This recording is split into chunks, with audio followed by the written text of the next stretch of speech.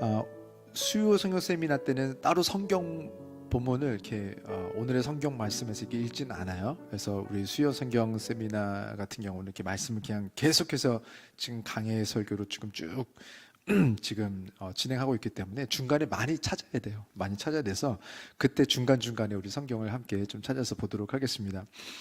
어, 오늘 우리 파더스 교회가 이곳에 설립되고 이래로 역대로 가장 많은 분들이 이렇게 핫도그와 함께 이렇게 모여졌는데 얼마나 참 감사하고 행복한지 모릅니다. 이렇게 하나님께서 뭐 이렇게 불러 모으신 거 제가 뭐 농담삼아 핫도그라고 했지만 이렇게 예배하는 자리가 사실은 이제 이 주된 자리가 사실은 불편하고 원하지 않으면 누가 오겠어요. 그런데 하나님께서 이렇게 말씀하신 자리를 사모하고 이 자리를 사랑하는 분들을 하나님께서 점점 이렇게 생기게 하시는 것을 보면서 지금 금요 찬양 예배 때도 계속해서 오고 계시고 수요 예배도 이렇게 오시고 새벽 예배 때 우리 항상 계시고 정말 그 개척교회 우리 지금 6개월도 안 됐단 말이에요.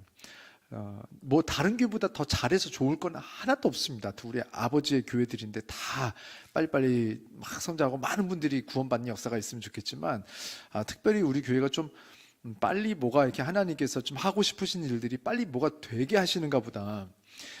제가 오늘 새벽에 설교를 했거든요. 아이따에 이제 오늘 보냈어요. 어제 보냈나? 제가 이제 1월 7일 또 20만 원을 송금을 했는데 오늘 또 한 분이 마음에 이제 감동이 있으셔서 이제 본인도 앞으로 매달 아이따에 10만 원씩 또 더 하고 싶다고 하셔가지고 이제 우리 교회가 이제 30만 원씩 보내는 교회가 됐어요. 선교원금을. 저는 우리 교회에서 뭐가 다른 것들 뭐 자랑하고 저는 뭘로 자랑하겠습니까? 우리는 우리 교회가 커지고 우리 교회가 평수가 커지고 우리 교회 몇백 명이 오고 다 소용없어요. 아버지 일을 하지 않는 그런 큰 교회가 뭐 무슨 소용이 있겠어요. 그러나 아버지의 마음으로 아버지의 눈을 가지고 있는 사람들이 생겨나고 있다라는 거, 그래서 아버지의 눈이 가 있는 곳으로 아버지의 물질을 쓸 줄 아는 교회가 된다면 그것보다 더 좋은 교회가 어디 있겠나.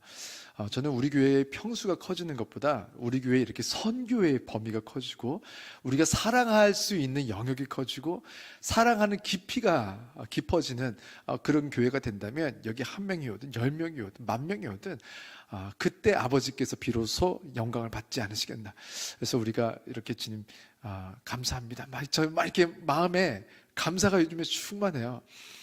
이렇게 2023년을 이렇게 감사와 함께 예배할 수 있는 또 그런 목사가 이렇게 될 수 있어서 너무 감사하고, 오늘 성도님들이랑 대화하다 보니까 목사님이 건강해야, 목사님이 행복해야 뭐 이런 얘기 하시는데 너무 감사해요. 뭐 목사가 어떻게 살든 알 바예요.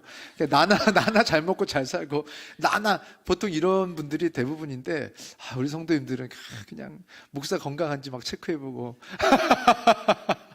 뭐 먹는지 물어보고 뭐 칼슘이 부족하네 뭐 비타민 뭐 6? 그러니까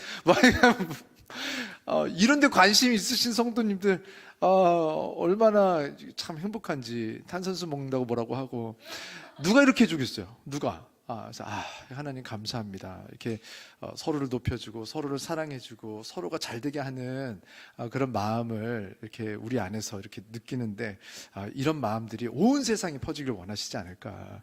그러려면 우리 성도님들을 온 세상에 좀 보여줘야 되지 않겠나.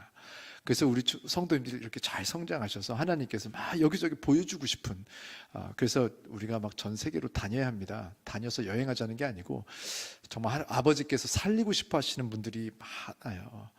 그분들에게 뭐 먹여서 되는 것들 뭐 사실 그거는 잠시입니다. 그러나 우리가 영적으로 그분들에게 우리 안에 살아계신 하나님이 어떤 분인지를 느껴지게 알아지게 하도록 우리가 가서 만나야 되는 거예요. 그래서 그런 역사가 우리에게 속히 있기를 주 이름으로 축원합니다. 자, 지난주 우리 지금 이제 출애굽기 이제 1장, 2장 하고 오늘은 이제 2장을 중심으로 오늘 세미나를 하려고 하는데요. 지난주 말씀을 기억한다고 치고 그냥 제가 이제 얘기를 하면 지난주에 우리 하나님을 경외하는 산파들에 대한 얘기를 좀 했습니다. 그래서 산파들을 이집트 왕이 죽인다고 했는데도 불구하고 이집트 왕에게 목숨 내놓고 하나님 뜻에 따라 하나님을 경외해서 그래서 남자 아이들 죽이라고 했는데 죽이지 않았죠. 그랬더니 산파들이 남자아이들을 죽이지 않아서가 아니라 하나님을 경외해서, 그래서 산파들의 집안도 잘 되는데 좀 집중하는 것은 그 다음 부분이었어요. 나아가 산파들 덕분에 이스라엘이 잘 됐다고 했습니다. 강해지고 번성했다. 그게 이스라엘 전체가 잘해서가 아니에요. 산파 2명 때문이었어요. 그래서 이것을 보면서 한 가지 회개할 제목과 또 한 가지 기대할 제목이 있는데, 하나님을 정말로 경외해서 이집트 왕이 죽이겠다고 하는 목숨의 위협 아래에서도 목숨을 걸고 하나님 말씀에 순종했더니 그 집안이 잘 되는 것뿐만이 아니라 나라 전체가 일어났대요. 그게 하나님 아버지의 성품이라면 우리나라가 언제쯤 다시 일어서고 언제쯤 우리나라가 성령의 역사가 있을까요? 그건 분명합니다. 우리 여기 몇 명이 우리가 성령 받는 그때가 이 나라가 다시 일어나는 때입니다. 성경에 보니까 1000명이 변화될 때까지 기다리지 않으셨어요. 2명이 변화됐는데 하나님께서 온 나라에 복을 부으셨단 말이에요. 내가 기도하면 이 나라의 부흥이 다시 시작하는 거예요.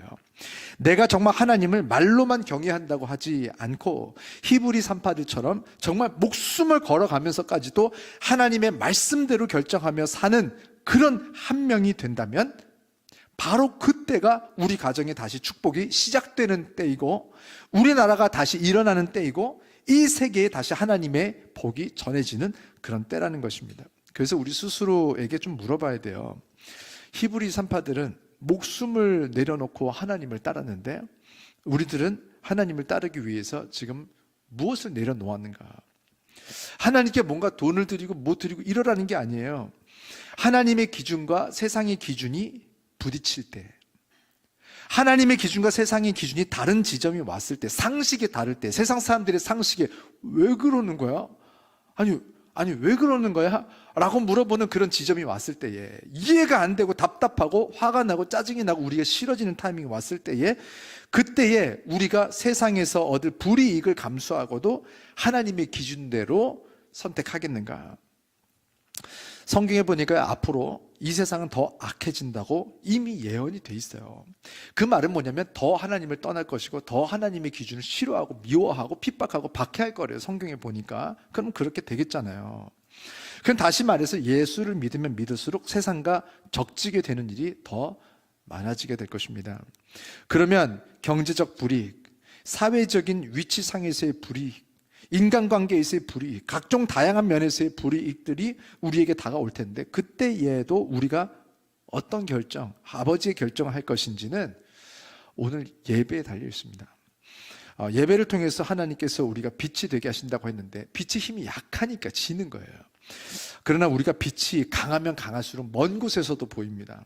그래서 빛의 능력, 빛의 영향력을 주시는 이 예배를 통해서 하나님께서 다시 우리의 이 빛이 되는 이 능력이 강해지게 하시고, 그래서 이제는 우리가 이 세상에서 이제는 분명한 결정, 하나님의 결정을 하고, 이제는 우리가 이 세상에서 우리가 다른 사람 때문이 아니에요. 이런 우리와 같은 이런 분명한 결정, 아버지 결정하는 사람들 때문에 이제 우리 교회도 살아나고, 여러분의 가정이 살아나고, 여러분의 단체가, 여러분이 함께하고 있는 사람들이 살아나고, 이 나라가 다시 부흥하게 될 줄 믿습니다. 자, 오늘 이제 몇 가지 포인트를 말씀을 드리면서 오늘 세미나 할 텐데요. 오늘 창세기 2장을 나가면서 첫 번째 포인트는 이것입니다. 가장 위험한 곳도 가장 안전한 곳이 되게 하는 힘이 있습니다. 제가 이 출애굽기 설교하면 앞으로 참 조금 애매하고 좀 그런 타이밍이 계속 올 것 같아요. 왜냐하면 오늘 이제 말씀에 드디어 모세가 태어납니다. 그래서 이제 모세에 대한 이야기를 남 얘기하는 것처럼 계속 해야 돼요. 남이죠. 남인데 남이기도 하고 아닌 것 같기도 하고. 어찌됐든 2장 1절을 보니까 모세가 태어나면서 그 출신이 나오는데 우리 한번 읽어보겠습니다. 출애굽기 2장 1절 우리 한 목소리로 읽겠습니다. 레위 가족 중 한 사람이 가서 레위 여자에게 장가들어, 이렇게 나왔습니다. 그렇게 해서 모세의 이름이 2장 10절에 정해져요. 근데 모세의 이름은 모세의 어머니 요게벳이 정한 것이 아니라 모세를 물에서 건진 바로의 딸, 왕의 딸이 정한 이름이 모세입니다. 자, 10절 말씀, 출애굽기 2장 10절, 우리 PPT에도 나오는데 우리 한 목소리로 읽겠습니다. 그 아기가 자라매 바로의 딸에게로 데려가니 그가 그의 아들이 되니라. 그가 그의 이름을 모세라 하여 이르되 이는 내가 그를 물에서 던져내었음이라 하였더라. 아멘. 자, 모세가 자라매 바로의 딸에게로 데려갔다. 그 뒤에 어떻게 해서 이런 과정이 생겼나? 아니, 분명히 바로의 딸에게 건져줬는데 다시 나중에 바로의 딸에게로 데려가는 장면이 나오죠. 그러니까 그동안에 다른 사람에게서 길러졌다는 거예요. 그 뒤에 나옵니다. 모세가 장남은 아니었어요. 위에 형 아론이 있었고 누나 미리암이 나옵니다. 그러니까 우리 이제 이런 성경 상식들을 조금씩 이렇게 계속 이게 귀에 익혀 가셔야 돼요. 나중에 제가 설명을 다 할 수가 없어요. 바로 그냥 아론이, 그냥 미리암이, 요게벳이 막 이렇게 나갈 거거든요. 자, 모세의 형 아론, 누나 미리암이 있었습니다. 많이 나올 거예요, 앞으로. 또 모세의 집안은 야곱의 아들 레위가 지파를 이룬 레위 지파의 자손이었습니다. 지파를 부족 이렇게 생각하시는 게 편해요. 그래서 야곱에게 12아들이 있었는데 12아들이 각 부족장이 됐다 이렇게 생각하시면 편합니다. 그걸 지파라고 부를 거예요. 그래서 12지파, 이거를 항상 머릿속에 12지파 그게 뭐지? 항상 이렇게 생각을 하시면서 말씀을 들으시면 좋습니다. 지난주 말씀대로 이스라엘 사람들을 지금 이집트인들이 나중에 종으로 삼아버렸어요. 그러면서 이스라엘 사람들이 1장 20절을 보니까 번성하고 매우 강했다고 나옵니다. 그러니까 이스라엘 사람들이 두려워지기 시작한 거예요. 우리는 이 사람들을 종으로 삼고 괴롭혔는데 이 사람들이 숫자가 많아지고 심지어 강해지니까 나중에 이 사람들이 반란을 일으키면 대처할 자신이 없는 거예요. 그래서 출애굽기 1장 15절을 보면 이 히브리 산파들을 명령해서 이스라엘 자손들, 다시 말해서 히브리 자손들 중에서 남자아이는 태어날 때 바로 죽이라고 합니다. 제가 지금 중간에 한번 좀 끊어갈 텐데요. 그게 뭐냐면 히브리 나오니까 잘 모르시는 분들이 많을 거예요. 특히 이제 우리 성도님들은 초신자분들이 많아서 충분히 잘 모를 수 있는 부분들입니다. 히브리 민족이라는 단어가 계속해서 나와요. 앞으로 성경에. 그럼 이스라엘 민족은 누구고 히브리 민족은 누군가? 그래서 히브리 민족이 히브리어가 뭔지 헷갈려요. 그게 뭐냐면 쉽게 생각하시면 되는데 일단은 이스라엘과 히브리를 같이 놓고 보셔도 됩니다. 아주 같은 단어는 아니지만 그 이스라엘 바깥에서 이스라엘 사람들을 부를 때는 이스라엘 사람들 히브리 사람이라고 불렀어요. 성경을 보면 이스라엘 사람들 스스로보다는 그 주변에 있는 사람들이 이스라엘 사람들을 부를 때 히브리 족속이라고 부르는 장면들이 성경에 자주 나와요. 영어로는 히브루입니다. 출애굽기 1장 15절 16절만 해도 애굽 사람들이 이스라엘 사람인 산파를 이스라엘 산파라고 부르지 않고 있고 히브리 산파, 또 히브리 여인이라고 16절에 나와요. 또 2장 6절을 보면 모세 이 아기를 보는데 피부 색깔이 다른 거예요. 그걸 보면서 히브리 사람의 아기로다. 대번에 알아봤어요. 그 바로 왕의 그 딸이. 그래서 지금 우리가 종으로 삼고 있는 누군가의 아들이구나라는 것을 대번 피부 색깔을 보고 알 수 있었죠. 히브리라는 말은 히브리어로 이브리라는 말에서 나온 건데요. PPT 하나 띄워주세요. 창세기 10장 21절에 언급되는 강을 건너다라는 뜻을 가진 셈의 후손, 다시 말해서 아담의 14대 후손인 에벨이 있었는데 그 에벨의 이름에서 유래했습니다. 그 에벨이 이브리가 되고 이게 히브리 이렇게 된 거예요. 그래서 통칭하기는 아브라함의 전체 자손들을 통칭할 때 히브리 민족 이렇게 불렀습니다. 그래서 이스라엘 언어, 이스라엘 글자라고 하면 되는데 그거를 히브리어라고 해요. 그래서 지금 이스라엘에서 지금 이 히브리어를 그대로 쓰고 있습니다. 사용하고 있어요. 그리고 이스라엘이라고 하지만 우리가 뭐 다 아시다시피 이스라엘이 누구냐면 야곱의 다른 이름이잖아요. 그러니까 이스라엘어, 히브리어가 그 시작점이 약간은 다르죠. 훨씬 더 위죠. 그러나 지금 이제 결국 통칭을 해서 아브라함의 전체 자손들을 말하기 위해서 이스라엘이라고 말할 때 꼭 야곱을 말하지 않아요. 오히려 아브라함의 자녀들이라고 부릅니다. 이스라엘 사람들도. 그리고 자신들의 어떤 그런 정체성을 말할 때 두 가지예요. 아브라함의 자손, 다윗의 자손 이렇게 말합니다. 자, 그 정도를 좀 기억을 하시면 좋아요. 아브라함의 손자 야곱의 다른 이름이 이스라엘이고 이스라엘은 아브라함의 자손, 의미에서는 히브리. 구약 성경의 원어는 히브리어로 쓰여져 있고 신약 성경의 원어는 헬라어로 쓰여져 있습니다.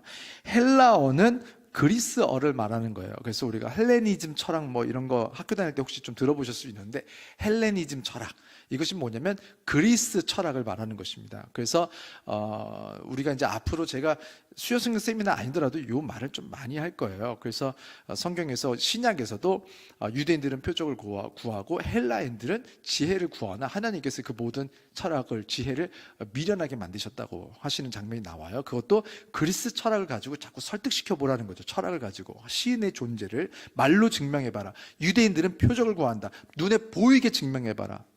보이게 뭔가 이렇게 물이 포도주로 바뀌게 해보거나 아니면 말로 설득을 시켜봐라. 그러나 하나님께서 다 거절하셨다는 거예요. 그래서 예수님께도 그 기적을 요구했던 바리새인들의 요구를 예수님께서 들어주면 되잖아요. 안 들어주세요. 표적 안 보여주세요. 내가 너에게 보일 것은 요나의 표적밖에 없다 하고 떠나세요. 그리고 다른 데서는 계속해서 표적을 일으키시고 말로도 설명을 할 수 있고 복음을 전할 수 있지만 베드로 장모의 열병을 고쳐줘 놓고는 수많은 사람들이 모였는데 거기를 떠나십니다. 글로 안 가세요. 복음이 어차피 안전해져요. 다 병 고쳐지는 것만 바래요. 다 자기 복 받는 건 바래요. 그런데 예수님이 아무리 복음을 전해도 듣지 않을 거예요. 예수님은 아셨고 그곳을 떠나셨습니다. 그래서 하나님의 관심사가 어디에 있는가? 지금 표적 보이고 설득하는 거, 사람들이 그걸 원하는 것 같죠? 우리가 이렇게 말을 잘하면 진짜 듣고 진짜 예수 믿으려고 하는 것 같죠? 그렇지 않다라는 거예요.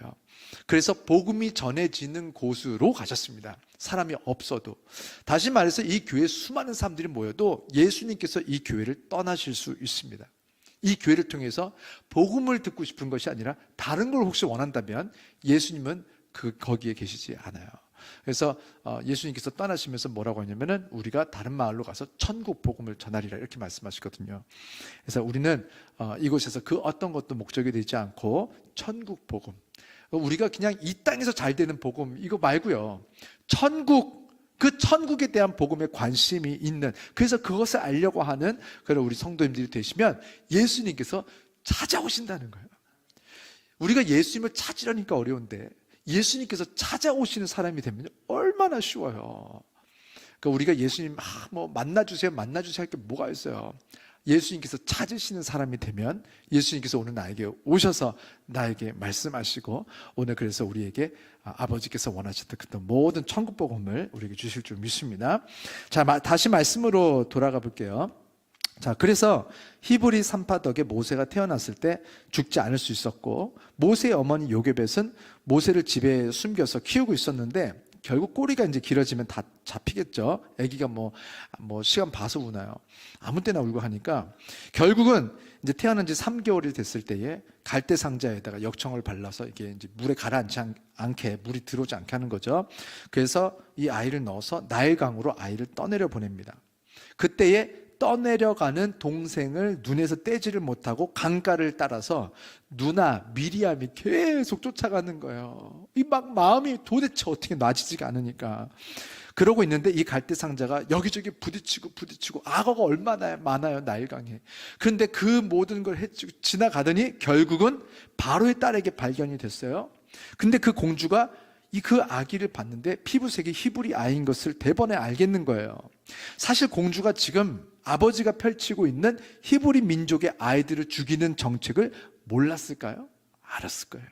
나라의 방향은 정해져 있어요. 그리고 자신은 그 정책을 만들어낸 왕의 딸이에요. 이 정도면 우리는 상상하기를 이 아이는 이제 무조건 죽었다, 반드시 죽는다고 생각하지만 하나님께서 역사하시면 가장 위험한 곳인데, 가장 무서운 곳인데, 가장 망하는 장소로 갔다고 생각하는데 아니요, 그곳에서 그 어느 곳보다 가장 안전하게 지낼 수 있게 됩니다. 그것이 어떻게 가능했습니까? 2장 6절, 우리 출애굽기 2장 6절 우리 한 목소리로 읽어보겠습니다. 열고 그 아기를 보니 아기가 우는지라 그가 그를 불쌍히 여겨 이르되 이는 히브리 사람의 아기로다. 그를 불쌍히 여겨 그랬는데 여기에서 모든 역사가 바뀌어버리는 거예요. 불쌍히 여기는 마음이 누군가에게 들어가면 역사는 바뀝니다. 상황과 환경이 바뀌지 않아도 누군가의 감정이 바뀌면 그 누군가가 모든 상황과 환경을 바꿔요. 하나님께서 모세를 떠내려 보냈을 때 하나님께서 모세를 이렇게 떠내려 보내게 하셨잖아요. 그 상황을. 그때 요게벳의 마음이 어땠을까요? 여러분의 신앙생활 계속하고 있었는데 여러분에게 이런 일이 일어났다면, 그래서 여러분의 아이를 그렇게 떠나보냈어야 됐다면 여러분은 하나님 한 분에게, 그 하나님에게 어떻게 기도하실래요? 뭐라고 하실래요? 평생에 하나님 한 분만을 바라면서 기도하고 기다리고 구했는데 내가 뭘 그렇게 잘못해서 우리 집안에 이런 큰 환난이 닥치게 하셨는가? 왜 나를 미워하시고 왜 내 아이를 미워하시는가? 왜 이 아이는 태어나자마자 이런 고난을 당해야 되고 죽음을 눈앞에 두어야 되고 이제 굶을 것이고 막 물이 튀면서 추울 것이고 이 아이는 잡혀 먹을 수도 있고 누군가에게 바로 죽임을 당할 수 있는 이 아이가 뭘 그렇게 잘못했나? 아직 엄마가 누군지도 알아보지도 못하는 이 아이를 강가에 띄워놓고 하나님을 얼마나 원망할 수 있었을까요? 그리고 이 아이가 떠내려가다가 애굽 사람들의 눈에 발견이 되면 그 사람들도 자신이 괜히 왕을 바라는 것처럼 비춰주면 안 되기 때문에 이 아이를 품어줄 수가 없어요. 신고하고 난 몰라 이렇게 해야 돼요. 그래서 이 아이는 죽임을 당했을 겁니다. 그런데 하나님께서 이 아이가 누구의 눈에 발견이 되게 하셨냐면 왕의 딸, 바로의 딸에게 발견이 되게 하신 거예요. 사실 가장 위험한 자리라고 생각할 수 있어요. 저 나일강은 가장 위험한 자리야. 우리 아이가 가장 죽기 쉬운 자리야. 바로의 딸, 우리 아이가 가장 죽기 쉬운 사람을 만났어 라고 우리는 생각을 할 수 있어요. 내가 지금 살고 있는 인생은 가장 위험한 순간이야. 내 인생에서 가장 위험한 순간이 지금이야. 내 인생은 누가 봐도 망하는 순간이 왔어. 망하기에, 위험하기에, 무너지기에, 모든 것을 이렇게 다 그만두기에, 포기하기 가장 좋은 상황에 내가 놓였어 라고 우리는 우리 스스로를 바라볼 때가 있습니다. 그런데 하나님의 손에 붙들려 있으면 어쩌면 가장 위험해 보이는 그 자리야말로 우리가 가장 완벽하게 안전하게 지켜지는 자리가 될 수 있다는 것입니다. 만약에 모세가 다른 사람에게 눈에 띄었으면 어떻게 됐을까요? 중간쯤 있는 사람, 힘이 없지도 않고 있지도 않은 사람, 계속 모세를 숨기다가 발각돼서 진짜 죽어요. 그리고 자기 때문에 다른 사람들도 죽어요. 같이 망하게 할 수 있어요. 그런데 오히려 가장 위험한 사람에게로 들어간 거예요. 가장 무서운 환란 속으로 들어갔기 때문에 모세는 누구도 건드릴 수 없는 왕의 딸이 될 수 있는 그런 놀라운 기회와 축복을 얻게 된 것입니다. 언제? 하나님의 손에 붙들림 받았을 때예요. 우리들은 어떤 인생을 살고 있습니까? 또 성도님들의 인생은 어떻게 좀 안전하십니까? 여러분, 세상의 눈을 피하는 것이 아니라 우리가 오히려 세상의 눈밖에 날까봐 두려워하고 있지는 않습니까? 나의 이기적인 욕심을 세상이 혹시 알아보고 나를 멀리 할까봐 두렵고, 이렇게 세상에서 떠내려가다 결국에는 가족도 잃고 건강 잃고 젊음이 잃고 인간관계, 돈 다 잃는 건 아닌가? 나일강에 떠내려가던 모세는 얼마나 위험한 상황에 놓여 있었어요. 그러나 위험한 상황에 놓인 것은 문제가 안 됩니다. 다만 우리를 지키시는 분, 하나님의 손에 붙들리지 않은 상황이라면 이곳이 나일강이 아니라 이곳이 궁전이라도 여러분은 가장 위험한 상황에 놓이게 됩니다. 결국 궁전 안에서 태어난 바로 왕의 아들은, 첫째 아들은요, 가장 얼마나 중요해요. 왕이 되는 거예요. 누가 봐도 가장 큰 축복을 받은 사람이 바로 왕의 첫째 아들이에요. 그렇죠? 근데 모세가 그 안에 들어가고 나중에 하나님께서 10가지 재앙을 내리셨을 때에 맨 마지막이 뭐냐면 장남이 죽는 것이었습니다. 장남이 아니었다면, 왕이 될 수 있는 자격이 없었다면 살아날 수 있었어요. 근데 첫째였기 때문에, 오히려 왕이 될 수 있는 서열 1순위였기 때문에, 이 세상에서 가장 복을 받은 사람이었기 때문에 그 아이는 죽었어요. 언제? 하나님의 손에 붙들리지 않은 그런 인생을 살고 있었기 때문에. 여러분, 우리는요, 지금 내가 어떻게 보면 세상에서 누가 봐도 가장 안전해 보이는 상황일 수도 있고 거꾸로 가장 위험한 상황이 있을 수도 있습니다. 세상이 볼 때에. 그러나 우리는 다시 물어봐야 돼요. 나는 하나님의 눈에 볼 때에 나는 가장 안전한 상황인가? 가장 위험한 상황인가? 하나님의 손을 붙드시고 하나님께서 그래서 붙드시는 사람이 되셔서 가장 위험한 곳에 있어도 가장 안전한 곳으로 인도하시는 하나님의 축복을 누리시는 여러분과 제가 되기를 주 이름으로 축원합니다. 자, 두 번째 포인트는 이것입니다. 세상 사람에서 교회 사람으로가 아니라 세상 사람에서 교회 사람으로. 자, 저는 이거를 말하고 싶은 거예요. 이거 굉장히 중요해요. 세상 사람에서 교회 사람이 되자는 게 아니에요. 세상 사람에서 교회 사람이 된다고 되나? 자, 보세요. 모세가 이렇게 나일강에서 떠내려가다가 바로의 딸을 만나게 되면서 인생이 획기적으로 바뀌죠. 공주의 아들로 크게 돼요. 그래서 나중에 이제 지금 다시 어머니 요기베스 손에서 자라나게 되지만 제가 뒤에 말씀드릴 거예요. 그러다가 나중에 다시 장성했을 때 궁전으로 들어가서 여러 가지 교육을 받는단 말이에요. 그러면서 인생이 획기적으로 공주의 아들로 크게 돼요. 왕자들이 먹는 음식을 먹고 왕자들이 누리는 혜택을 누리고 왕자들이 받는 교육을 받으면서 살게 됩니다. 요괴의 세계에서 키워지는데 그것이 어떤 상황이냐면 지금 그렇게 동생이 떠내려가는 것을 보면서 누나가 보니까 지금 이 공주가 이 아이를 어떻게 키워야 될지 모르겠는 거예요. 그때 가서 말합니다. 혹시 유모가 필요하냐고. 유모가 필요하다. 그러면은 제가 잘 아는 유모가 있습니다. 그래서 그 유모를 소개를 시켜줘요. 그게 누구였을까요? 그렇죠, 엄마였어요. 그래서 요괴벳 엄마가 바로의 왕, 그 바로 왕의 딸이 고용한 유모로 그래서 엄마의 손에서 다시 모세는 길러지게 돼요. 그래서 모세가 하나님을 아는 사람으로 길러진 거예요.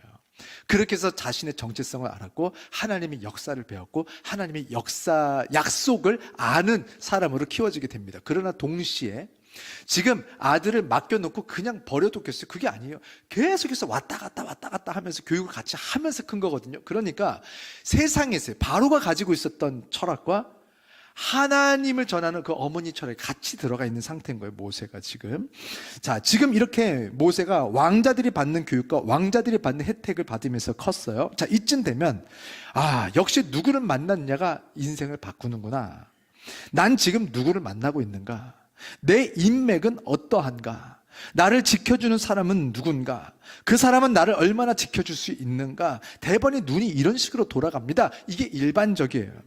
그러니까 평생에 신앙생활을 해도 나름대로 바뀌었다 하는데도 결국은 마귀의 사람을 의지하던 사람에서 하나님의 사람을 의지하는 것으로 결국에는 바뀐 것 같지만 하나님이 아니라 사람을 의지하는 사람에 머무는 경우가 대부분입니다. 교회 안 다니시던 분들이 교회 다니시기 시작하면 일단은 목사가 좀 대단해 보여요. 일단은 뭐 좀 말을 많이 하는 사람이니까 능력이 있어 보이고 뭐 여기 대장 같고, 그래서 또 내가 기도하면 하나님께서 안 들어주셔도 저 목사님이 기도하면 좀 들어줄 것 같고, 우리 목사님이 최고야. 이제 무슨 일을 해도 목사님께만 물어보고 목사님께 의지해야지라는 생각을 가지고 사시는 분들이 생각보다 많습니다. 나쁜 분들은 아니에요. 그런데 그런 초신자로 처음에는 그렇게 생각할 수 있어요. 저희가 이렇게 엄청 대단해 보이는 가운을 입고 세례를 베풀고 또 교회 리더분들도 교회에서 이런저런 일을 하잖아요. 그럼 대단한 분들 같아 보여요. 잠깐 좀 천사 같아 보일 수 있어요. 뭐 안 그러시면 다행이지만 그러셨다면 오해라는 겁니다. 물론 신앙생활의 시작은 이렇게 시작할 수 있어요. 제가 이제 청년부를 오래 하다 보니까 한 17년, 18년을 청년부를 하다 보니까 청년부가 이제 당장 눈에 보이게 갑자기 성장이 되는 경우가 좀 몇 가지 경우가 있거든요, 케이스가. 그 중에 좀 하나의 경우가 뭐냐면, 특히 이제 아주 큰 교회는 좀 그렇지 않은데, 좀 작은 교회에서 좀 중간형 교회로, 한 15명, 20명에서 갑자기 한 100명, 120명 교회로 커지는데, 꼭 그런 건 아니지만, 많은 경우, 어떻게 교회가 성장하냐면, 갑자기 어디서 누가 전도를 했는데, 엄청 예쁜 애가 온 거예요. 엄청 멋있는 오빠가 하나 들어온 거예요. 근데 진짜 중요한 거는 그 사람이 뭘 잘 안 사겨. 누가 좀 싱글로 좀 버텨줘야 돼요. 한 2년 정도. 그치. 한 2, 3년 정도 이렇게 많이의 여인으로, 많이는 오빠로. 잘 안 사귀고, 또 공부해, 바빠. 그러면서 이렇게 교회 오면서 이렇게 한 번씩, 잘했니? 막. 이렇게 그러면 그냥 요거 하나로 또 일주일이 행복한 거예요. 뭐 오빠는 뭐 요거 한마디로 준비한 멘트. 그냥 오늘 한번 이렇게 딱 그 순간을 향하여서 오늘 화장을 2시간씩 하고 그냥 거울을 한 1000번씩 보고 오는 거죠. 그렇게 하면서 한 2년만 버텨주면요, 교회가 갑자기 한 60명, 70명, 80명, 100명까지는 가요. 예. 그리고 나서 근데 문제가 되는 경우는 이제 얘가 또 사귀었어. 근데 교회 안에서 사귀었어. 교회 안에서 사귀면 이미 사귈 때도 이미 그 오빠랑 사귄 그 여자애가 이제 죽일년이 되는 거야. 그냥 싫어. 그냥 제가 싫어. 그냥 꼴배기가 싫어. 뭐 하하호 웃는 것도 싫어. 그러니까 옷은 뭘 입었네, 가방은 뭐네, 뭐 어쩌네 하면서 막 교회 안에 귀신 역사가 막 나타납니다. 그리고 나서 헤어졌어. 그럼요, 헤어진 쪽 애들 친구들이 또 욕을 합니다. 와, 저 인간이. 그러면서 또 좋아하는 애들은 기회다, 하나님께서 응답하셨다 하면서 또 막 주님 주시옵소서 저 오빠를 막 하면서 기도해요. 그러다 또 누가 사귀었어, 또 헤어졌어. 이러면서 교회가 그냥 풍파가 일어나면서 그 오빠가 교회 나가. 갑자기 120명이 하면 50명 되더니 30명 되고 쭈그러들고 이런 일들이 일어나요. 이게 제가 웃자고 한 얘기가 아니라 저 18년 19년 했단 말이에요. 나름대로 우리 감리교본부 저 청년구 위원. 이게 아주 일반적입니다. 아주. 그러니까 지금 뭐냐면 시작은 그래요. 시작은 그렇게 할 수 있다 쳐. 시작은 교회 그 오빠가 좋아서 왔어. 나는 저 오빠의 하나님을 만날 거야. 그러면서 저 오빠의 하나님이 궁금해요. 저 오빠 하나님은 어떤 분일까? 하면서 저는 오빠의 하나님이 궁금해요. 그래서 커피 한 잔 사달라고 하고 뭐가 됐든 뭐 그렇게 하면서 교회 리더가 그 오빠가 됐던 난리가 나는 거죠 이제. 근데 뭐가 됐든 간에 이렇게 시작은 하나님과 상관없는 여러 가지 통로를 통해서 교회 발을 들여 놓을 수는 있어요. 그런데 그 상태로 머무른다면 교회를 오래는 다녀도 신앙생활을 시작한 것은 아직은 아니에요.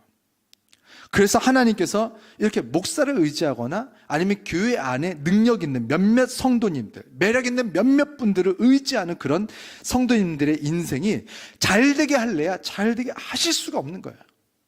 그 사람들이 미워서가 아니에요. 내 아이가 지금 이렇게 저렇게 해가지고 어떻게든 우리 아파트까지 들어온 거는 잘 들어왔어. 근데 이 아이가 결국에는 아파트에 들어와서 우리 집으로 들어오지 않고 다른 층에 들어가서 다른 집에 들어가 있네. 그럼요, 지금 칭찬해주면 이 아이는요 우리 집에 못 들어옵니다. 하나님을 의지하는 것이 아니라 교회 안에서도 좀 능력 있고 좀 은혜 있어 보이는 몇몇 분들을 의지하는 성도님들을 아주 많이 봤습니다. 좀 무섭게 말하면 그분들의 하나님은 여호와 하나님처럼 보이지만 사실 그분들의 하나님은 그 오빠 하나님, 그 언니 하나님, 그 형 하나님, 그 권사님, 그 장로님의 그분들이 하나님인 거예요. 목사도요, 하나님 나라를 섬기는 여러 가지 은사, 여러 가지 직분 중에 하나예요. 심지어 첫 번째 나오는 직분도 아니에요. 에베소서 4장 11절 이렇게 써 있어요. 우리 한번 PPT 보면서 한번 읽어보겠습니다. 시작. 그가 어떤 사람은 사도로, 어떤 사람은 선지자로, 어떤 사람은 복음 전하는 자로, 어떤 사람은 목사와 교사로 삼으셨으니 하나 하다가 목사와 교사래요. 사실은요 목사나 교사나예요. 목사가 그렇게 높은 대단한 자리가 아니라 지금 탤런트 중에 하나고, 목사가 말씀 전한다고 다 되는 것도 아니에요. 이 세상에 목사 많아요. 저 아니어도. 어쩌면 목사보다 더 필요한 선생님들이 필요할 수도 있습니다. 교회 안에서 음식을 준비하는 분들이 더 필요한 때도 와요. 그리고 교회 안에서 누군가요? 헌금해 주는 분들도 필요할 때가 와요. 어떤 때는요 교회 안에서 좀 가난한 자로, 그래서 누군가에게 도움을 받는 것도 직분으로서 사실은 그 포지션이 필요할 때가 있어요. 그래서 아이들이 있으면요 교회가요 굉장히 행복해집니다. 보통요 교회에서 헌금이 나오면요 아이들은요 그 교회 헌금이 다 가져가요. 교회 헌금, 이제 교육부가 생기잖아요. 교회 예산의 보통 30%, 물론 안 그런 교회들도 있지만 진짜 아이들은 헌금이 나오나요? 아이들은요 그냥 들어오는 순간 다 쓰는 거예요. 교회에서 아이들이 뭘 하잖아요. 돈도 많이 들어요. 그런데 이 아이들에게 에너지도 많이 들어가야 돼요. 선생님들도 많이 필요해요. 그런데도 불구하고 이렇게 사랑받는 자, 도움이 필요한 자가 교회 안에 들어오면요 교회 안에 있는 사람들이요 그 하나님을 바로 보지 못하는 사람들이 이 아이들을 통해서 하나님을 찾아내기 시작합니다. 하나님께로 이렇게 그 시각을 탁 인도해 주는 가장 큰 힘 중에 하나가 누구냐면 이렇게 도움이 필요한 사람들이에요. 연약한 사람들. 그래서 사람들이 이렇게 하나님의 마음을 조금 배우기 시작하면 대부분 그분이 먼저 보여요. 그래서 사랑을 실천하면서 자신의 마음이 기쁨이 시작이 되고 감사가 시작되는 것을 경험하게 돼요. 아, 이런 기분이구나 라는 것을 시작하게 되는 그런 어떤 가장 강력한 동기로서 사실 성경에도 보면요, 가난한 자들이 그 자리 그대로 있었던 거예요. 그래서 가난한 모양도 때로는 필요해요. 모두가 강하면 안 됩니다. 예수님이 좀 멋지게 오셨으면 얼마나 좋았을 뻔했어요. 근데 이사야에도 보면요, 예수님은요 모양이 없었대요. 예수님에 대한 묘사가 쭉 나와요. 어떻게 나중에 인생을 살게 될지. 그래서 너희를 대신해서 그가 채찍에 맞음으로 너희가 나음을 입었고, 이런 말씀들이 쭉 나오는데 보니까 예수님은 모양도 좋지 않았대요. 우리가 알고 있는 예수님에 대한 그림 있잖아요. 백인, 머리 엄청 컬 되게 잘 나왔죠. 이렇게 크게 굽슬굽슬 해가지고 금발, 그런 팔레스타인은 없습니다. 예수님은 절대 그렇게 생길래야 생길 수가 없어요. 지금 야곱의 자손이잖아요. 야곱의 그 인종 자체가 이집트인들이 딱 보면 알아봤다니까요. 머리가요, 크게 그렇게 될 수가 없고 짧은 곱슬이었어요. 그러니까 머리가 흑인까지는 아닌데 팔레스타인들, 우리가 생각하는 중동 사람들 그 모양이에요. 좀 굵은 곱슬들.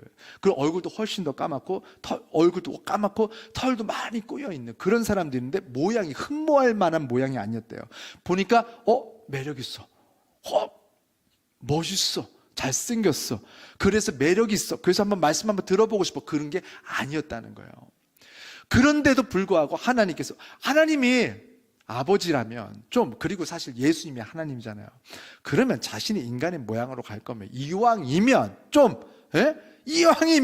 정우성의 모양으로 한국에서 이렇게 해가지고 예수님께서 지나가는데 막 쫓아오고 십자가에서 눈물 한번 딱 흘렸더니 하면서 저 죽일 놈들 막 멱살 잡고 이렇게 될 텐데 별로 그렇게 매력 있는 모습이 아니었다는 거예요. 여러분, 가장 잘나 보이고 가장 멋있어 보이는 모양이 항상 좋은 것은 아닙니다. 하나님께서 우리에게 주신 모양이 가장 좋은 모양입니다. 때로는요, 교회 안에 좀 잘생긴 오빠도 필요해요. 근데 교회 안에 때로는 부족한 사람들도 필요해요. 그것들을 우리가 사명으로 붙들고 내가 이것을 통해서 할 수 있는 일들을 찾으면 돼요. 그 사람만 할 수 있는 일들이 있어요. 그래서 하나님께서 우리에게 주신 것은 가장 좋은 생명을 살리기 위해서 우리가 연합하게 하셨다. 그것을 가지고 우리가 감사하면 되는 거예요. 여러분, 우리가 예수 믿고 변해야겠다, 내가 좀 한번 변화해봐야겠다 라고 생각하셨다면, 우리는 세상에서 능력 있는 사람을 의지하던 사람이 다시 교회 안에서 능력 있는 사람을 의지하는 사람으로 바뀌면 말짱 도루묵입니다. 우리는 세상에서 능력 있는 사람을 쫓아다니던 사람에서 이제는 교회의 능력 있는 사람이 아니라 세상을 의지하는 사람에서 하나님을 의지하는 사람으로 변화해야 될 줄로 믿습니다. 자, 우리 마지막으로 한 가지 포인트만 전하고 말씀 마치겠습니다. 우리 한 목소리로 우리 마지막 포인트 읽겠습니다. 내 사랑으로 사랑하는 사람은 내 사람만 사랑합니다. 이거 분명합니다. 모세가 바로의 공주의 딸에게 이제 건져지고 내가 물에서 그를 건져내었다라는 뜻인 모세라고 이름이 붙여집니다. 이거는 엄마가 붙인 이름도 아니고 그 공주가 붙여준 이름이에요.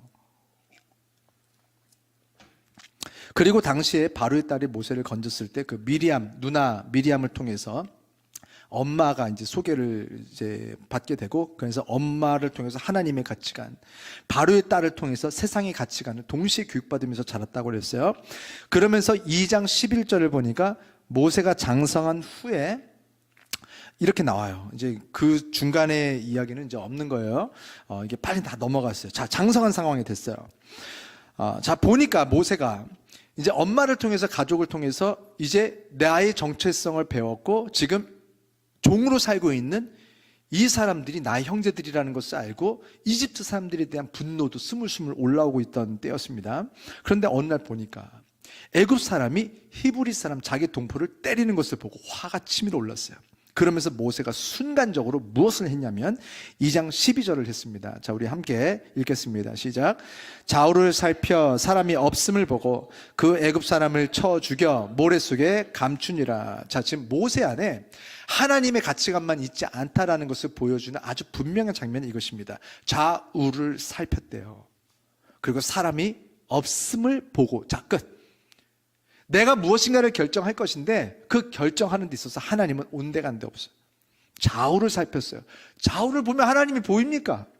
이미 좌우를 봤다는 것 자체가 하나님을 의식하는 것이 아니라 눈에 보이는 상황, 눈에 보이는 환경, 눈에 보이는 사람, 만져지는 물질적이고 물리적인 상황들을 봤다라는 거예요. 그런데 내가 보니까 사람이 없어. 자, 그럼 됐어. 그리고 나서 무엇을 결정했냐? 애굽 사람을 쳐 죽여. 모래 속에 감춘이라 이렇게 나왔습니다. 모세는요, 히브리 사람들이, 자기 동포들이 자기를 엄청 좋아할 거라고 생각했을 거예요. 우와, 이런 사람이 있네. 심지어 왕의 아들로서 자기는 자기 혼자 잘 먹고 잘 살면 되는데 우리를 위해서 애굽 사람을 쳐 죽였네. 우리가 얻어맞고 있었는데 우리를 보호해줬네. 완전 독립투사, 우리가 존경하는 교과서에 나오는 그런 사람. 그래서 이제 이스라엘 사람들에게 모세가 얼마나 이렇게 추앙을 받게 될지 우리는 보통 그것을 상상을 합니다. 자, 그리고 나서 그 다음날 밖에 나가보니까 히브리 사람들끼리 치고받고 싸우고 있는 거예요. 모세는 지금 히브리 사람들이 마음을 하나로 모아서 지금 싸워도 독립이 될까 말까인데 우리들끼리 싸우는 게 너무 속상한 독립투사와 같은 마음을 가지고 먼저 잘못한 사람에게, 좋은 사람이에요. 지금 막 그것도 따지고 있어요. 누가 잘못했는가. 그러면서 2장 13절에서 다른 사람도 아니고 우리끼리 우리의 동포를 때리면 어떻게 하냐? 고 사랑으로 책망을 합니다. 좋은 사람이에요. 그렇죠? 그랬더니 그 히브리 사람이 감동을 받아서 무릎을 탁 꿇고, 맞습니다, 우리 민족끼리 이러면 안 되는데 하나님 앞에 회개하고 당신 앞에 회개합니다 하면서 엉엉 우는 것이 아니라 모세가 사랑했던 히브리 사람, 모세가 사랑을 베풀었던 히브리 사람, 그 사람이 뭐라고 대답하는지 한번 보겠습니다. 2장 14절 한 목소리로 읽겠습니다. 그가 이르되 누가 너를 우리를 다스리는 자와 재판관으로 삼았느냐? 네가 애굽 사람을 죽인 것처럼 나도 죽이려느냐? 모세가 두려워하여 이르되 일이 탈로 되었도다. 와, 완전 배신, 완전 서운하죠. 어떻게 이럴 수가 있어요? 네가 애굽 사람을 죽인 것처럼 나도 죽이려고 하는 거야? 와, 어떻게 이런 생각을 하죠? 그게 아니잖아요. 지금 싸우지 말고 우리가 하나가 되자는 거잖아요. 히브리 사람을 위해서 자신의 애굽 사람을 죽였어요. 그런데 히브리 사람이 자신을 배신하고 이제 자신을 비난해요. 지금 애굽 사람을 죽인 건 히브리 사람만 알아요. 그런데 결국 이 일이 이집트 왕 바로에게 알려집니다. 누가 말했을까요? 히브리 사람들이 말한 거예요. 그러면 바로 왕은 그래도 자신의 손자잖아요. 손자를 키워줬고 정도 있고 맨날 얼굴 봤을 거 아니에요. 그렇죠? 그럼 좀 감싸주고 덮어줬겠죠? 2장 15절에 바로가 어떻게 했는지 나옵니다. 우리 한 목소리로 읽겠습니다. 바로가 이 일을 듣고 모세를 죽이고자 하여 찾는지라. 모세가 바로의 낯을 피하여 미디안 땅에 머물며 하루는 우물 곁에 앉았더라. 이게 이집트의 역사 속에 나와요. 그 당시 근동에 있었던 모든 역사 속에 지금 이 모세의 일들에 대해서 많은 기록이 나옵니다. 바로가 모세를 죽이기로 결정을 하고 병사들을 풀어서 찾겠습니다. 죽이기 위해서. 결국 모세는 이집트를 떠나게 되었고 미디안이라는 모르는 땅으로 가게 됐대요. 모든 것을 잃어버린 거예요. 모든 지위야, 모든 재산과 모든 위치야, 모든 인맥, 모든 이제까지 쌓아왔던 모든 것들을 다 잃어버린 거예요. 여러분, 이웃을 사랑하는 것은 참 좋은 일입니다. 하나님을 사랑하고 이웃을 사랑하는 것이 하나님 우리 아버지의 뜻이에요. 그러나 우리는 하나님을 사랑함으로 이웃을 사랑할 때에만 우리는 이웃을 온전히 사랑할 수 있게 됩니다. 모세는 히브리 사람들을 사랑했어요. 하나님을 사랑함과 이웃을 사랑함 두 가지가 모두 작동이 되고 있었을 거예요. 그런데 위기 순간이 딱 닥치고 화가 치밀어 오르고 분노가 끓어오르는 순간이 오니까 하나님의 사랑 안에서 사랑하던 그 사랑이 순간적으로 사라져버리고 자신의 사랑으로 동포들을 사랑하는 마음만 남아버리니까 어떤 일이 일어났냐면 내가 사랑하는 사람들만 사랑하게 됩니다. 자, 그것이 무엇이냐면 애굽 사람을 쳐서 죽인 데서 나타난 거예요. 오늘 성경에 보니까 하나님께서 사랑하시는 하나님의 자녀들이 나옵니다. 인물들이 나와요. 그게 누구예요? 첫 번째 모세, 하나님이 사랑하셨을 거예요. 두 번째 히브리 사람들. 혹시 또 있나요? 하나님이 사랑하신 사람들? 있잖아요. 애굽의 사람들. 아무리 죄를 짓고 있어도 하나님께서 구원하시길 원했던 사람들 아니겠습니까? 모두가 아담의 자손이잖아요. 하나님의 자손.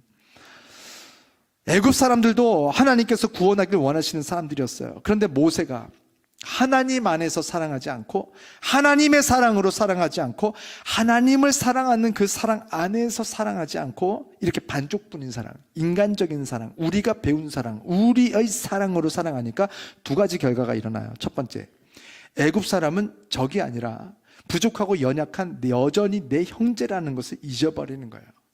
두 번째, 히브리 사람들이 자신을 배신하고 자신을 비판했지만 그럼에도 불구하고 그 히브리 사람들을 불쌍히 여기고 품어줄 수 있는 사랑의 깊이가 사라졌다는 거예요. 14절에서 히브리 사람들이 말하죠. 네가 애굽 사람을 죽인 것처럼 나도 죽이려느냐? 그 말을 들었을 때 모세는 원래 어떤 반응을 했어야 됐을까요? 성경에 보니까 아무것도 안 나와요. 그냥 혼자 독백하는 것이 나옵니다. 14절에 보니까 모세가 두려워하여 이르되 일이 달로 되었도다. 이게 끝. 모세가 두려워하게 됐어요. 그리고 내 문제는 이제는 다 소용없어. 니들이 어떻게 되든 상관없어. 이제는 나는 내 일이 탈로 된 게 이제는 나는 큰일 난 거예요. 발각되었다. 큰일 났다. 나는 어떡하지? 내 인생은 어떡하지? 사실 모세가 이때 무슨 말이라도 좀 했어야죠. 애굽 사람을 죽인 것처럼 나도 죽이려느냐? 아니! 그것은 내가 정말 잘못한 것이다. 내가 정말 잘못한 것이다. 내가 바로 왕에게 또 가서 말하겠다. 내가 잘못했다고. 죽이면 안 됐었다. 그러면서 자신의 진심을 좀 잘 전했어야죠. 이렇게 죽여서 해결하면 안 된다. 우리가 하나님 앞에 기도하고 엎드리고 우리가 하나가 되어야 되지 않겠느냐. 왜 아무 말도 없이 들켰다. 이렇게 직관적으로 내가 이제까지 우리의 삶을 통해서 하나님의 말씀으로 준비된 인생이 나타나는 것이 아니라 순간적인 감정으로 내 사랑으로 내가 사랑하다 보니까 순간적으로 누군가를 죽기까지 하는 거예요. 그러다 보니까 사람들이 나를 비난할 때 순간적으로 내 안에는 여전히 나 사랑만 남는 거예요. 걸렸다. 도망가야겠다. 이것이 세상이고 이것이 인간입니다. 하나님이 빠진 인간관계는 이런 식인 거예요. 내가 내 사랑으로 내가 내 사랑하는 사람들만 사랑할 때에 첫 번째, 내가 사랑하는 사람들을 이렇게 히브리 사람들처럼 끝까지 사랑하지를 못해요. 내가 지금은 사랑해. 맞아. 그런데 끝까지는 사랑하지 못합니다. 두 번째, 내가 사랑하지 않은 사람들에게는 사랑만 안 하는 것이 아니라 악한 사람이 될 가능성이 다분합니다. 애굽 사람을 죽이기까지 했어야 됐을까요? 그 사람도 누군가의 아들일 거 아니에요. 그 부모는 얼마나 마음이 아팠을까요? 그리고 혹시 상황을 잘 들어보면 히브리 사람이 잘못한 게 있을 수도 있잖아요. 그런데 자신의 사랑, 내 가족만 딱 사랑하는 거예요. 내 가족을 사랑하는 건 좋은데 내 핏줄, 내 몇 명 가족만 지나치게 사랑하는 사람들이 요즘 엄청 많죠. 누가 내 자식 조금만 뭐라고 해도 내 자식이 무슨 잘못을 했는지는 몰라. 내 자식 건들기만 해. 내 가족 건들기만 해. 내가 가만히 안 놔둬. 내 가족에 대한 의리, 내 가족에 대한 사랑, 요만큼의 가족. 다른 사람들, 이웃들에게는 이제는 해코지할 수 있는 능력으로 바뀝니다. 그렇게 이웃들에게 해코지를 하고 나면 우리 가족들은 똘똘 뭉쳐질 것 같죠? 그렇지 않아요. 이 가족도 아무리 지키려고 해도 지켜지지 않고 우리 안에서 해체가 되는 무서운 일들을 우리 역사가 경험하고 있지 않습니까? 우리 진양철 회장님 돌아가셨지만 우리 재벌집 막내 아들 안 보신 분들 죄송합니다. 아무리 사랑을 해줘도 아무리 많은 지분을 줘도 뭐 얼마나 더 줘야 돼 지분을 어떻게 줘야 돼? 이미 밥도 다 따로 주잖아. 얼마나 감사해. 밥도 따로 먹더만 요만큼씩. 국을 몇 개를 그치 원래 국은 다 쓰지. 하여간 어찌됐든 그렇게 많은 것들 누리게 해줬는데도 이 욕심쟁이들 결국에는 가족들이 서로가 서로에게 총을 겨눠서 진양철 회장이 누구 때문에 죽어요? 여러분, 우리는 하나님을 사랑하는 그 사랑으로 하나님의 기준으로 사랑할 때 우리가 지금 사랑하고 싶은 사람들을 끝까지 사랑할 수 있게 됩니다. 두 번째, 우리의 가족을 핏줄 몇 명에 한정시키면 안 됩니다. 우리가 만나고 있는 모든 사람들, 우리의 핏줄을 힘들게 하는 그 사람들도 사실은 다 우리 모두의 핏줄이었다는 것을 우리는 기억해야 됩니다. 그때의 하나님 안에서 우리들이 가족이었다는 것을 기억하고, 우리 가족 안에서 둘째가 좀 잘못해도, 넷째가 좀 잘못해도 쳐 죽일 거예요? 둘째가 첫째를 좀 힘들게 하고 셋째가 넷째를 좀 괴롭히면 다 죽일 거냐고요. 여러분, 우리를 힘들게 하는 사람들 있잖아요. 그 사람들도 사실 우리들의 가족이었습니다. 그것을 기억하고 하나님 저 사람 좀 죽여주세요 라고 기도하기보다는 하나님 불쌍히 여겨주세요 라고 기도할 수 있는 마음이 되려면 나의 사랑으로는 안 됩니다. 우리는 반드시 아버지의 사랑 안에서 아버지의 사랑을 가지고 아버지의 사랑으로 우리가 사랑할 때에 우리가 끝까지 기다려주는 사랑, 그리고 요 몇 명이 아니라 진짜 우리 가족 모두를 사랑할 수 있는 그런 하나님의 스케일의 그런 사랑을 할 수 있게 될 줄 믿습니다. 이제 말씀을 정리하겠습니다. 우리가 이 세 가지 오늘 포인트를 나눴는데요. 첫 번째, 가장 위험한 것도 가장 안전한 곳이 되게 하는 그 힘, 능력은 하나님의 손에 붙들린 것에 있다. 그래서 우리가 지금 어떤 상황이 있든지 그 상황을 바라보지 말고 내가 누구의 손에 붙들려 있는가를 보라고 했습니다. 두 번째, 세상 사람에서 교회 사람으로 사람을 의지하지 마세요. 결국 이든 저든 모든 사람은요, 의지하는 대상이 되면 안 됩니다. 사람은 오로지 사랑하는 대상이 되어야 됩니다. 모든 사람은 의지의 대상이 아니라 사랑해야 되는 대상, 그때 우리가 끝까지 사랑할 수 있게 됩니다. 세 번째, 내 사랑으로 사랑하는 사람은 내 사람만 사랑합니다 라고 했어요. 우리가 몇 명, 내 그냥 핏줄 몇 명 사랑하는 사람은요, 누군가에게 결국 해코지 하는 악한 사람이 됩니다. 우리가 하나님의 사랑으로, 하나님의 눈으로 가족이 어디까지가 우리의 가족인지 볼 수 있는 그 눈이 회복되게 오늘 하나님께서 도우시기를. 그래서 이 시간 우리 잠깐 기도할 텐데, 오늘 기도하는 가운데 성령님께서 우리 안에 역사하셔서 우리의 눈을 바꿔주시고 시각을 바꿔주셔서 그때 우리가 하게 되는 새로운 결정들을 하나님께서 보게 하실 줄로 믿습니다. 2023년 저는 그래요. 사실은 우리 교회가 막 부흥이 돼야 된다, 그건 없는 거는 제가 하도 말씀드려서 아실 텐데, 하나님께서 우리를 쓰고 싶으시겠다, 그런 마음은 계속 들어요. 하나님 아버지 마음이 그러시지 않을까. 진짜 내가 좋아하고 내 말을 자꾸 변형시키는 사람 말고, 내가 대사에게 말을 줬는데 이걸 자꾸 좀 바꿔, 아를 어로 어를 우로 조금, 그래서 자기가 유리하게 되고 자기가 돋보이게 하는 말을 하는 대사 안 쓰고 싶잖아요. 근데 쓸 사람이 없으면 쓰겠죠. 근데 그 말을 그대로 가지고 그대로 왕의 말을 그대로 전하는 사람이라면 때로는 그대로 전해서 위험한 일을 경험하기도 하고, 내가 대사가 그 말을 들고 갔다가 죽음의 위협을 경험할 수도 있죠. 그런데도 불구하고 그냥 왕이 전해준 말 그대로 전할 수 있는, 목숨 걸고 아버지의 결정, 왕의 결정을 할 수 있는 우리 성도님들이 되어가는 것을 제가 봅니다. 그것을 보면서 아버지께서 우리를 어디로 보내시고 어떻게 쓰실지 제가 뭐 기대가 돼요. 이번 연도 이렇게 처음 시작하면서 우리 아이 딸이 보낼 수 있는 선교비가 20만 원에서 30만 원으로 늘었어요. 지금 6개월이 안 됐는데, 그러면 1년 뒤에는 어떤 일이 일어날까요? 2년 뒤에, 3년 뒤에 우리 교회는 얼마나 많은 것을 어떻게 선교하고 있을까요? 저는 교회에 우리가 몇 명이 올지는 모르겠으나 선교의 사이즈를 하나님께서 이렇게 급하게 늘려가고 계시는구나, 우리를 통해서.